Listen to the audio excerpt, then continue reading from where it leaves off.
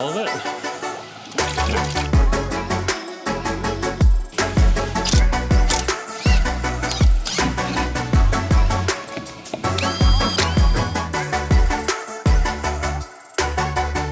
In this episode of Lambo Bambino, Brian handles some nuts, we rip the engine and transmission out, and I play the trumpet. You bought and owned and drove $1,000 Lamborghini when you were a teenager. Okay. Forwards, I can see out of my left eye only. Whatever idiot touched it up. I got it paint. Did you touch it up? Yes. Come on, I'm gonna make a mess. Hey.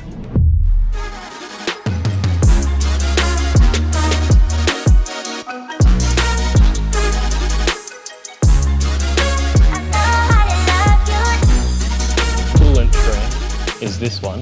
Oh, I got rust in my eye already. Safety glasses. All right, oil can, you can piss off. Ooh, I don't like that, hey. All right, that should just, oh, here we go. That rubber hose is really stuck on there. Oh, well, that was easy. So I saw one of them was like a tapered thread. Yeah, so that's you just keep normal. cranking until they're tight. Oh, they've got a torque spec. So the next step is going to be disconnecting all the things holding this driveline to the car. Obviously these pipes are already off, so that's good, although the bracket holding them to the body is going to have to go. We'll have brake lines. We're going to do this sort of MR2 styles and drop the frame with the suspension arms and the axles and the wheels and probably even the struts all as a big assembly and just boom, let it sit on the ground and lift the car off it. But yeah, there's just going to be a bunch of things.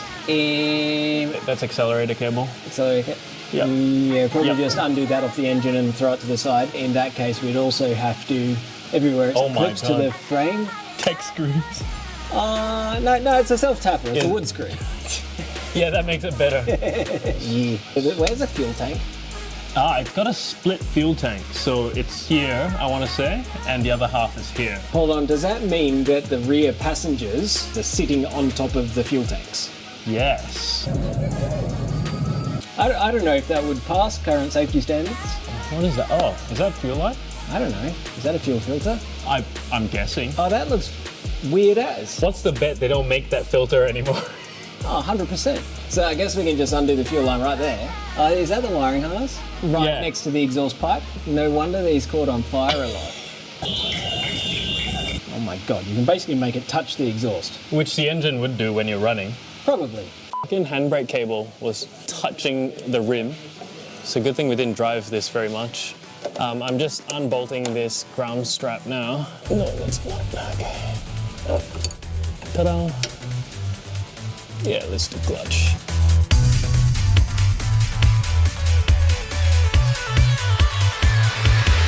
Let's get this out of the way.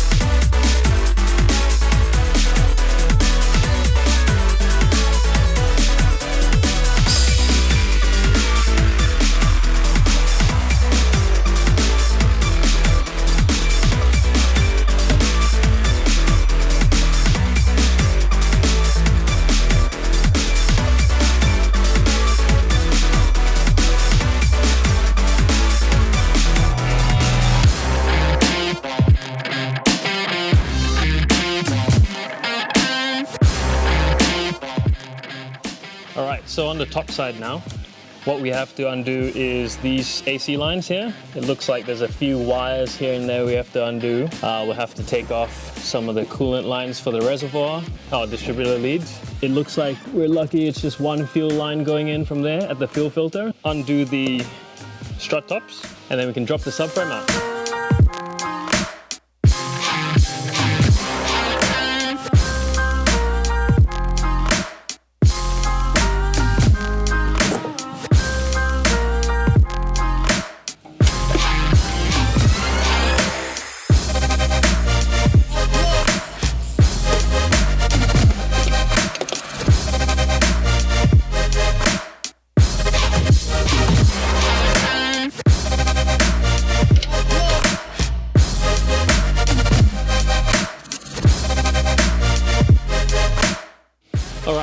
firstly, we have to remove this airbox cover.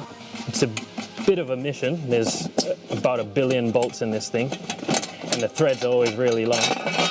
But basically, those two come out.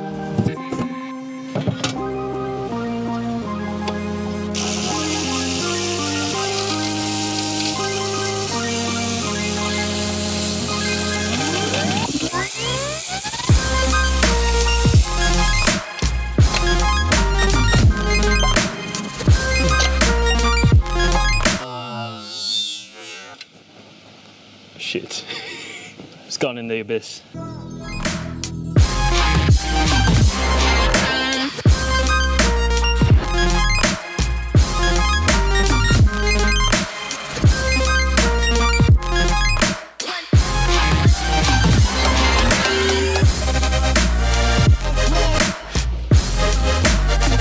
Let's go there.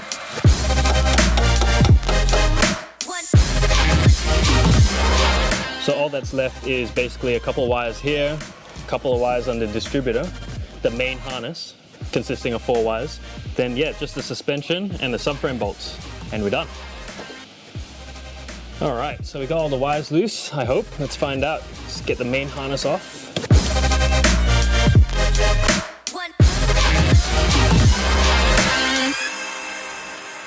So it's the next day. Yesterday we spent all the time, I did the same thing, didn't I?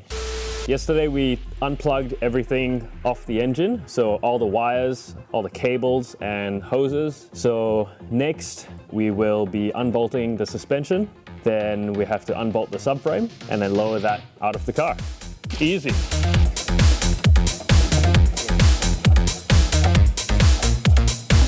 Oh, again. There we go. Sticky nuts.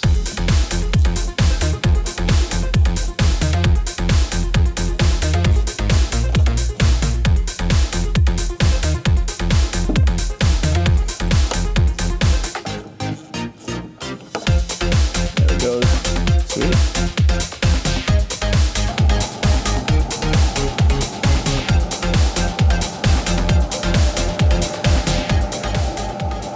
Day number 2, Brian.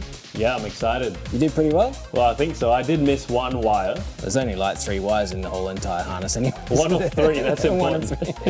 3. Suspension and all that. Suspension's off, yep. So we just got to drop it on the ground. Yeah, I think we just zip these out with a rattle gun and it goes plonk. I think I'll take a little break from the Supra stuff then and give you a hand. Awesome. This is one of my favourite pieces of stuff in the whole workshop. It's a hydraulic lifting trolley, right? And it can take a ton of weight. I have moved entire cars around on this, right? Okay. Put a pallet on it, drop the car on it. Whole cars. It's pretty good. So the idea is...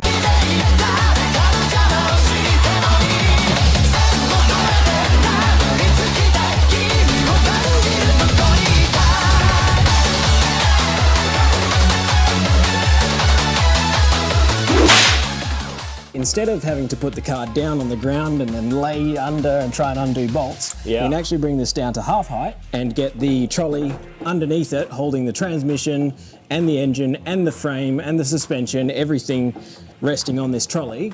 Then we just have to sort of bend down a little bit, undo the bolts, and then actually drop the trolley down, make sure everything's good, and then chassis up. Nice and controlled. I like it.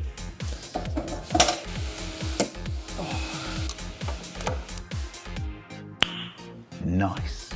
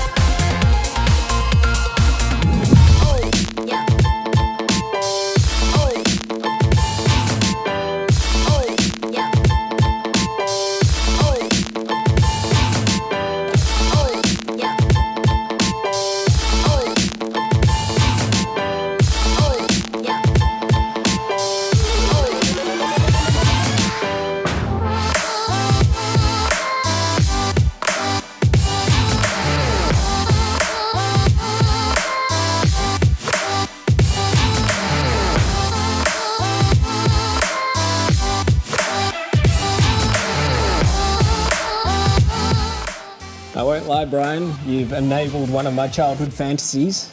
Not only touching a Lamborghini, but doing mechanical work to one. This is cool. This is cool to see.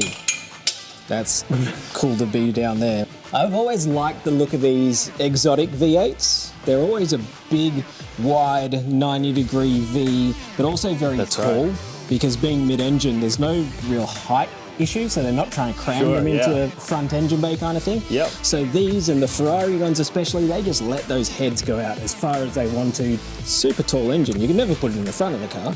No. Well, that actually went entirely to plan. Why has this camshaft got nothing bolted to it? Because nothing bolts to that. It just sticks there. It's like, well, we already made one for that side like that. Let's just do it the same here. That's right. And just let it poke out and have a plug in the end of it. Yeah. Well, we can run the supercharger off that one then. What supercharger is? It is an interesting idea, actually. I've been thinking, cool. If this did like get a Whipple twin screw or something, how would you drive it? Because it hasn't got a conventional front pulley with a lot of room to run a Gilmer belt or anything. Wait, what drives the other camshaft? Wait, no.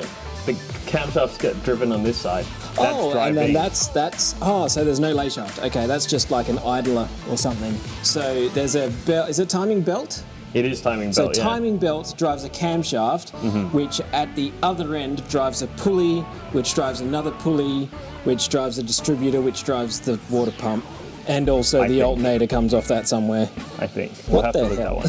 What? But yes, where would you drive a supercharger? There's a lot of talk about superchargers. Yes. This AC doesn't have to be here. No, it doesn't have to be. I mean, that solves the whole fixing it problem. Just delete it.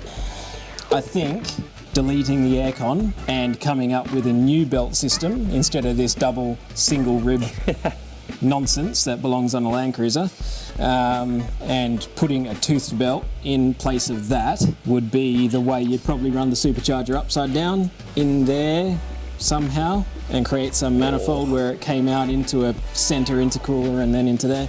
But I don't know, I think that might spoil the whole look of all these trumpets. The trumpet gives you a completely different voice. Very noble, very beautiful. And everything as well. Yeah, I think so. So we're a bit torn on that. We will take feedback from viewers. What do you think? Should we have trumpets and all the noise? Or should we try and wedge a supercharger in here somehow? Let us know what you think in the comments. I can see the LS Swap-It bros already. Oh yeah, LS. Well. You know, 25% I understand those people. 75% I think they should be buried. Yeah, no. Is this a flat plane crank or is it like normal, conventional? Oh, that's a good question. I don't know. I guess we'll find out when we tear it to pieces. Yeah. So that is the plan. I can't even remember why we're pulling the engine out, but the theory was that it's probably in need of a lot of maintenance. Yeah, it was quite noisy before it stopped. Well, it's a Lamborghini, they're meant to be noisy. That is true, but all the wrong noisy. Oh, okay, like rattle noise, not wang noise. A little rattly, a little tappy, not so much revvy. Yeah. So really just, if you're gonna recondition the chassis, effectively you're gonna fix the rust and paint it, and make it straight again. Right? Engine to match, fully rebuilt, like a brand new one. Yeah. That'd be great. Yeah. So we're gonna find out everything about the inside of a Urraco engine. Now the exciting thing for me is I have not done a single ounce of research on this car. I've got no idea about it. I just sort of looked at the engine bay and went, I'm pretty sure this falls out of the bottom, and we did it. Yeah. Looks like an MR2. I've got no idea what the valve chain's like, what the bottom end's like, whether it has a flat plane crank or not. So I'm actually going to still resist doing any research on this because I kind of like the surprise of pulling things apart.